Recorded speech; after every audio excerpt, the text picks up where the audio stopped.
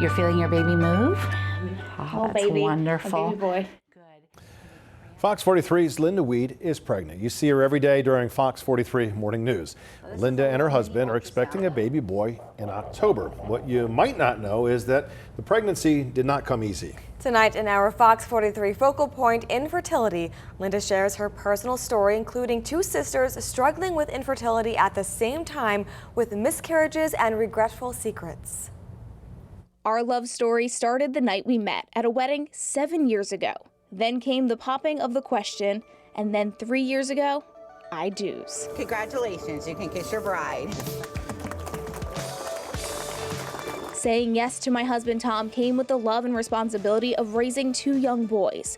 We always knew we wanted to add to our family right away, but that didn't exactly happen as quickly as we anticipated.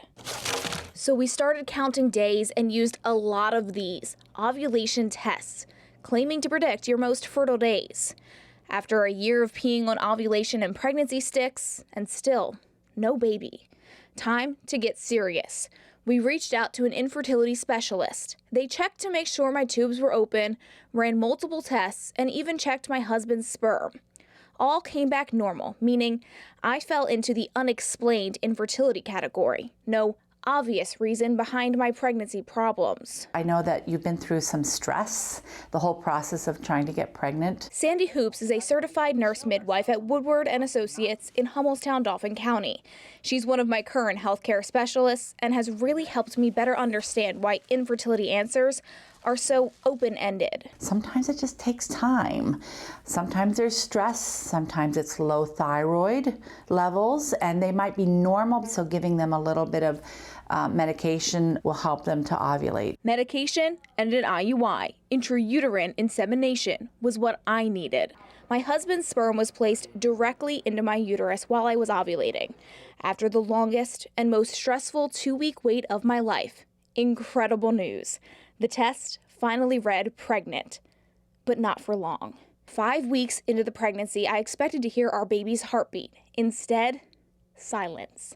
The doctor said I needed to force a miscarriage. I don't know why, I just felt like, not that you would be mad at me, but I didn't want to stress anyone out. Losing that pregnancy was devastating. Even worse, I hadn't told anyone in my family that I was having problems getting pregnant. I finally opened up at this point. When you finally came out and told us that you were trying and suffering like I had, I didn't even understand why you hadn't come to me in the first place. I've been there. I've been there for so long. Heather is my sister, and she's absolutely right. Silence made that struggle worse. I missed out on having a support system, and also, I wasn't able to offer the best support in return. She was going through similar trials. It's just weird to think that there are two of us in one family that had to deal with this. Well, I thought it would be so much easier. Heather and my brother-in-law Justin spent 1,329 days trying to get pregnant. IUI did not work for Heather. 13 failed IUI procedures. I did 3 rounds of IVF. Each one became a little more intense. It seemed like IVF wasn't going to work either. Then a pregnancy and a loss. It was our first pregnancy. And we were so excited and told our family. And it didn't last. So it was really hard. She leaned on family and her husband to help her through this heartbreaking time. But it wasn't enough. I would be out in the stores and I would have to go home because I would start having panic attacks. Heather found a support group of other women dealing with the same struggles, but she should have been able to call me, her sister, if we had openly talked about it. This dense cluster of stem cells, that's going to become the baby. 2 failed IVF attempts. At this point, Heather and Justin needed something new, so they changed fertility doctors and started seeing the team at Shady Grove Fertility in Chesterbrook, Chester County. I just wanted to give it one last shot. The Shady Grove physicians were able to retrieve Heather's eggs and create 6 embryos. For Heather, from the group of eggs we got for her, I was expecting only to find 2 or 3 normal ones. She was super lucky. She got 5 normal ones to be able to work with. At the age of 37, Heather now had 5 more chances to get pregnant. We put one in, and we're pregnant. We're finally pregnant. Our first ultrasound, we heard the heartbeat, and we'd never made it that far. And every day I'm just thankful that I've made it as far as I have.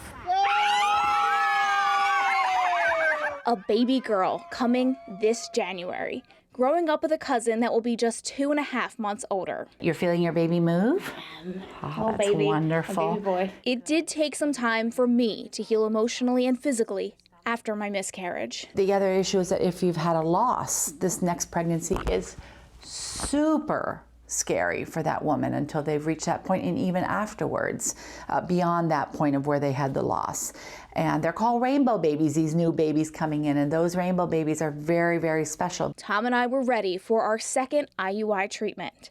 This one worked. We heard the heartbeat of our very own rainbow baby in my belly. That just keeps growing and growing. Your measurements should be equal to the number of weeks that you are. And growing. There's that baby. My sister and I are now openly talking about our struggles and are ready to make the next big life step together with no secrets this time. My one regret through the entire pregnancy process is suffering in silence. It's the one bit of advice that I can give to anyone listening at home. Don't keep the pain of infertility bottled up. Telling your story can make a world of difference to someone else. Lynda, Fox 43 News.